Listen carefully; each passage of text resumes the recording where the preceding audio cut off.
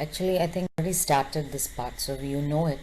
That's about bullying and racism. Racism need not necessarily be against blacks. Generally, when we think of racism, we associate it against blacks, but it need not be against them. It can be against any minority. And though we don't expect children to be cruel, often they are, and bullying is a prime example of that. This particular story, The 100 Dresses, brings out bullying that occurs in a particular school. So let's go on to. Before that, there's a small introduction about the Polish community in America. They were people who came from different parts of the world to America, and they were known from the country that they came from. Not they were not known as Polish, but they were known as Russian Poles, German Poles, Austrian Poles, because they came from different countries. Coming to the story, there's Vanda Petronsky, who always sits in the last bench where all the naughty boys sit. The naughty boys make a lot of noise in the class. They don't study. They create. They're quite dirty, and she sits there always in the class, and nobody notices her. Whether if she's absent, yet nobody has noticed that she is. And when we see that she sits in the last bench, it's not because she's rough and noisy or she's like the boys. Actually, she's very quiet, and nobody has heard her laugh also. Maximum you can see her give a very small tiny smile, but that's all. And nobody knows why she sits there. Maybe it's because she comes from Boggin's Height, and she's conscious about her feet, like about the dirt that's there in her feet. Boggin's Height is a place where all the poor people live. So since she walks such a long way and from such a dirty area, probably her legs are becoming dirty, and that's why she's conscious of herself. So that's why probably she sits in the corner of the room. And when the only time that the children bothered about her, they never thought about her during class. Why she's sitting there? Does she need a friend? Does she feel lonely? Nothing. The only time they thought was when they're coming to school or during lunch break, because at that time they wanted to have fun with her. So Monday and Tuesday she was not there. Nobody noticed.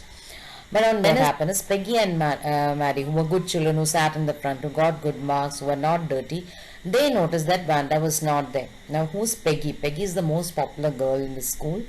She has all the qualities to be acceptable. She's pretty, she has pretty clothes, her hair is curly, everything. And Maddie has got acceptance because she's Peggy's friend. And why did they notice that Vanda is absent? Is because Vanda made them late. They waited for Vanda in the morning so that they could have fun with her, but she didn't come, and so they were late to school. And who exactly is Vanda Petronsky, and why are they making fun of her? They're making fun of her because her name is different from the others in the class, and she wears just one blue dress every day, and it doesn't hang right. So probably it's been given to her by somebody else. It's not her own dress. It's clean, but it's not been ironed properly, and she didn't have any friends. But the girls talk to her. When she's alone, they surround her and they talk. They are not being friends. They're actually making fun of her. They would ask her, in a very polite manner, how many dresses do you have? Then she'll say 100. And they'll ask, oh, are they all silk? She'll say yes. Then they'll ask, don't you have velvet also? She'll say yes. And when she walks, they'll laugh loudly at her. Naturally, she'll laughing at her. And they'll think, why does she say she has 100 dresses? She has only one blue dress, and that too an old one. And then she says she has 100 dresses. And again they'll ask her, how many shoes do you have? She'll say, I have 60 pairs. Then they'll ask, are they all like? No, they're all different, she'll say. And then they would laugh at her. And it was Peggy who had made this game. And Vanda, she would be going, their eyes would be dull, her mouth would be closed. But she's sad as she moves her. They make fun of her. And if you ask Peggy whether Peggy is cruel, she would never accept it. She doesn't feel that she is being cruel. Actually, she prides herself on being a very kind person because she protected young children from bullies. And if she saw some animal being treated badly, she would cry and all that. And if someone had told her that, see, you're being cruel to Vanda, she would have been surprised. Well, why? I'm not being cruel. She's thinking, why is the girl telling a lie? Okay, so and why does she have such a name like this? So it's not that Peggy is consciously cruel. Peggy is behaving like this because, like most people, she's unable to accept someone who's different. Now, what about Maddie, who was always with Peggy? She is upset actually about this because she is herself poor and she wears clothes which are given by someone else. So she's every time she sees Vanda being teased by the others, she feels happy. Oh, at least I don't have such a funny name. At least I don't live in bogging site. Otherwise, I would also have been teased. This thought is there within her mind. Uncomfortable. And sometimes when Peggy is making fun of Vanda in those sounds and that mocking, that making teasing, not even teasing actually, it's when a cruel quite actually, mocking polite way, Maddie feels very embarrassed. She'll look at the marbles in her hand and she will not say anything herself. It's not that she's feeling sorry for Vanda, it's because she doesn't want others to notice that she herself is poor. She is worried. Okay, will they start this game on me also? She is not as poor as Vanda, but she is poor.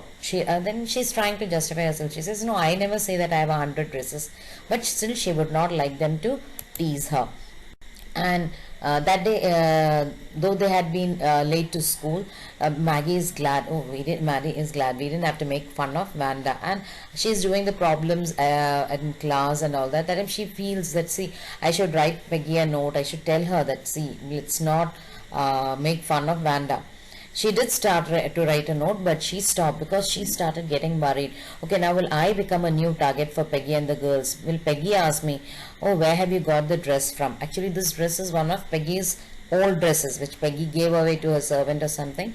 And Maddie's mother made some design and all that so that no one knows that it is Peggy's old dress. So she's worried. Okay, if I tell Peggy, don't make fun of Vanda, then what will Peggy think? Peggy will ask, why are you so concerned about her? Then I'll have to say that I'm also poor like her. Then will they make fun of me? So all these thoughts are going through Maddie. Maddie doesn't want to draw attention to herself. So she's wishing, oh, if only Peggy would stop by herself having fun with Vanda. And Maddie is, wondering what to do, but she doesn't have the courage to give Peggy the note, and so she tears it into bits because Peggy is the best loved girl in the class, and she's her best friend. She doesn't want to lose her friendship. And why she's thinking, see, why should I wonder about Vanda? All these are thoughts which are going through her mind. Why should I lose the friendship of the best girl in the class? And what about Vanda? Vanda is just some girl who lives in Bogging Heights. She's all alone. She never says anything to anyone. The only time she speaks is about 100 dresses. So why should I bother about her? And she remembers, how that girl used to speak about her dresses. She has a pale blue dress which has colored trimmings on the side. Then she says that there's another brilliant jungle green red with a red sash. And the girls, when they hear her speak about it, they'll make fun and they'll say, oh, you look like a Christmas tree in that. So when Maddie thought about Vanda and her 100 dresses, her mind starts wandering. We all, our mind goes from one topic to another. Maddie begins to think about the drawing contest which was held recently and who would win. So the contest is different for boys and girls. For girls, it's designing dresses, and for boys, it's designing motorboats. So from Vanda's 100 dresses, her mind goes to the drawing competition, and she believes that Peggy will win because Peggy draws the best in the room. That's what she thinks. And what is Peggy's drawing ability? Peggy can copy pictures.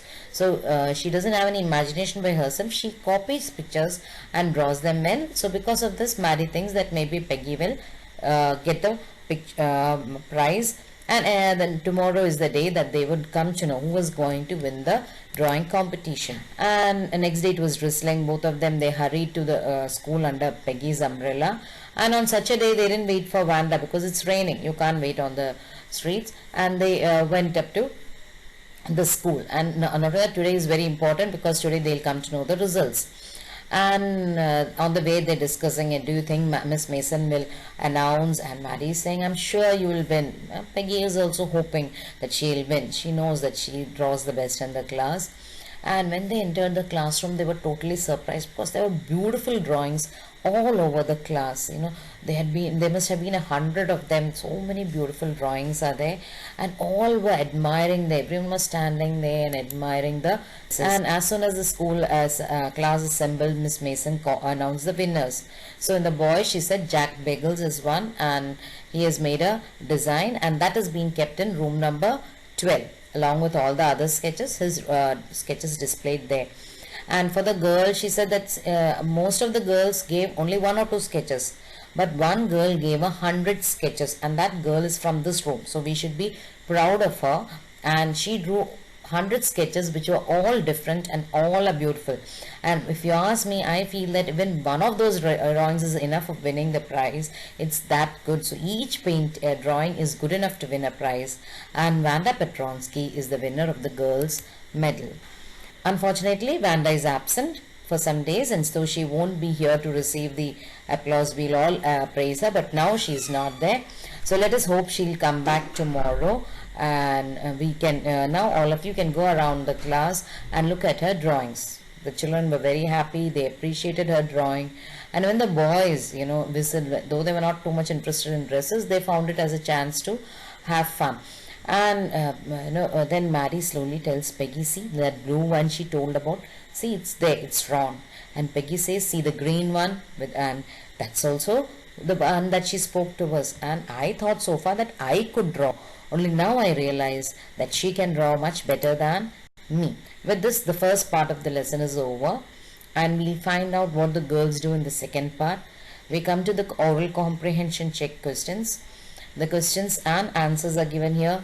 Please pause the video here and complete your notes. A part of the oral comprehension check. There are 3 oral comprehension checks in the lesson. The third part is given here. Again, pause the video here and complete your notes. And these are the textual questions that are there after the oral comprehension checks. Pause here and read the answers and write it. Now this one is the comes in the exercise part, that is learning language and improving your language. So this one you can read, understand, and you can mark it in your textbook so that you know how to do it. Okay, so please go through it, understand it well, and then write it down in your textbook. One more fill in the blanks exercise. Go through it, note down the answers in your textbook and understand it well. And of course, the most important part of the day, that's the homework. Prepare questions from the lesson for your question bank, and the questions should be as per the question paper pattern. There should be one extract question carrying 5 marks, and it should be MCQ question. There should be 2 short answer questions carrying 2 marks each. So according to that, the question should be there. Then there should be 2 short answer questions carrying 3 marks each, and 1 long answer question which carries 5 marks. So keep these questions ready in your question bank, and in the next class we'll be discussing the questions. Thank you all of you.